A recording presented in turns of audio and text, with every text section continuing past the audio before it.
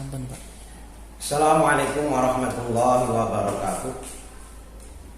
Alhamdulillah wa syukurillah ala ni'amillah wassalatu wassalamu ala rasulillah Sayyidina wa maulana Muhammad ibn Abdillah wa ala alihi wa ashabihi wa mawala amma ba'dah.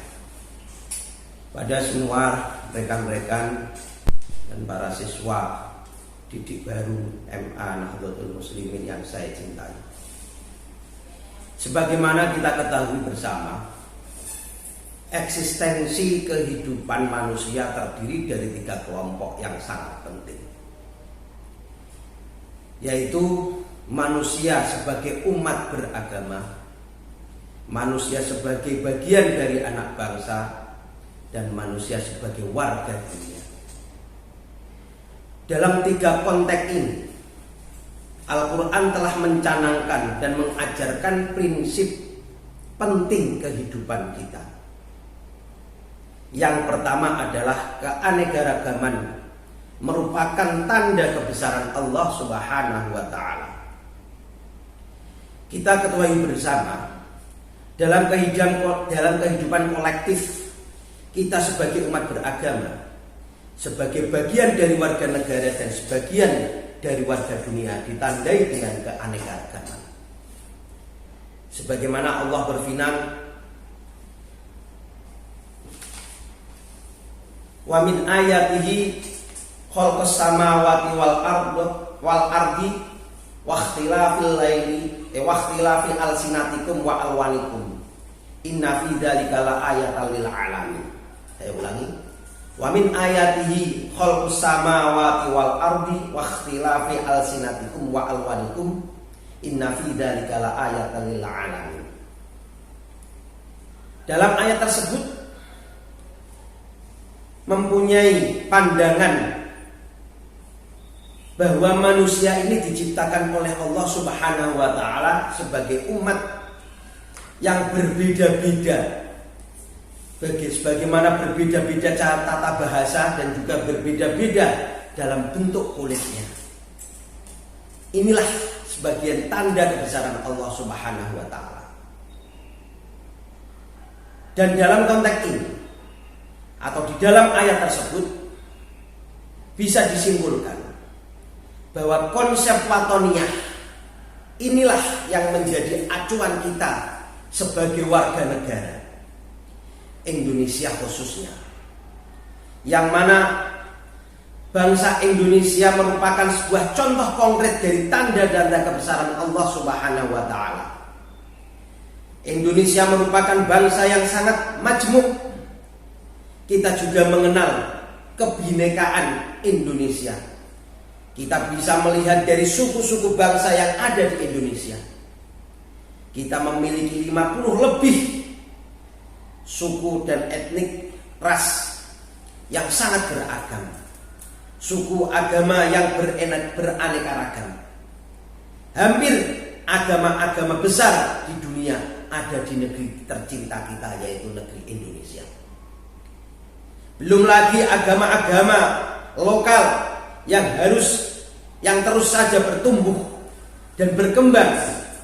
Selain itu, di Indonesia juga memiliki kelas sosial yang beraneka ragam, dan juga adat dan tradisi yang terus-menerus mengalami perubahan dan perkembangan, sehingga mengakibatkan bertambahnya tradisi yang kita miliki. Di tengah-tengah konteks kehidupan seperti inilah kita harus membangun konsep yang dinamakan konsep Platoniyah. Dikarenakan ukhuwah Platoniyah ini sangat penting kita kembangkan agar kita tetap menjadi sebuah bangsa yang solid, tradisi bangsa yang terjaga, dan membangun kesatuan. Prinsip-prinsip yang paling penting kita membangun prinsip Platoniyah adalah kita harus mampu membangun persaudaraan antar umat beragama atau orang yang beriman. Karena bangsa kita merupakan sebuah bangsa yang religius. Oleh karena itu, membangun persaudaraan dengan orang beragama atau yang beriman menjadi sangat penting. Dan juga kita harus tahu dan mampu menjalin persaudaraan universal umat manusia. Karena ini merupakan sebuah kunci dari perdamaian dunia. Pada dasarnya kita semua telah memiliki prinsip agung yang telah diberikan oleh nenek moyang kita dan diadopsi sebagai prinsip dan pilar kehidupan berbangsa kita yang kita kenal dengan Bhinneka Tunggal Ika. Prinsip tersebut merupakan prinsip agung.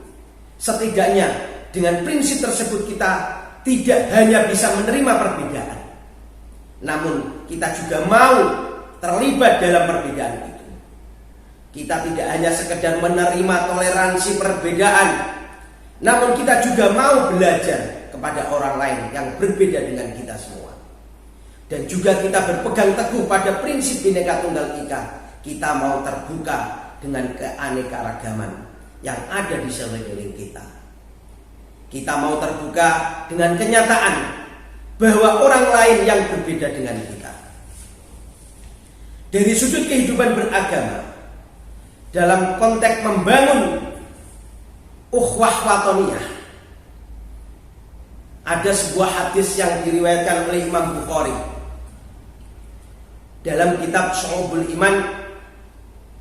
Qala Rasulullah sallallahu alaihi wasallam, la yu'minu ahadukum hatta yuhibbu li akhihi ma yuhibbu li nafsihi. Rawahu Al-Bukhari.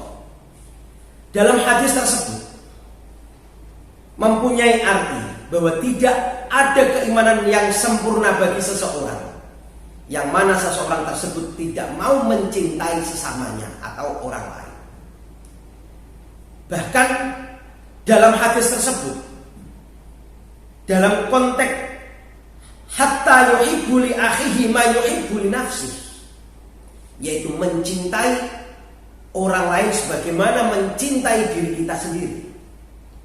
Imam Suhaimi mengartikan konteks hatta yuhibbu li akhihi ma yuhibbu li nafsihi tersebut dengan sangat luas sekali. Dikatakan hatta yuhibbu li akhihi ma yuhibbu li nafsihi. Qala Suhaimi fi ma'na hadzal hadis ay la yakmilu imanu ahadikum hatta yuhibbu li kulli akhin walau kana kafiran min ghairi ay yakhtassa bi mahabbati ahadan duna akhar. Nah, konteks hadis Imam Bukhari inilah yang menjadi acuan kita sebagai pegangan prinsip ukhuwah watoniyah, yang notabene kita adalah warga negara bangsa Indonesia yang sangat majemuk dengan berkeanekaragaman suku, ras, budaya dan juga agama. Tidak ada salahnya kita seandainya mengikuti hujah dari Imam Suhaimi yang mengartikan ayat la yu'minu ahadukum hatta yuhibbu li akhihi ma yuhibbu li nafsihi. Di situ konteks li akhihi dinamakan saudara. Ini bukan hanya saudara seiman, akan tetapi saudara yang tidak seiman atau kafir, kita pun harus bisa melakukannya. Inilah indahnya agama Islam, indahnya ajaran agama Islam yang begitu luas, yang begitu toleransi, yang begitu penuh rahmah. Sebagaimana misi dari Rasulullah sallallahu alaihi wasallam, wa ma arsalnaka illa rahmatan lil alamin.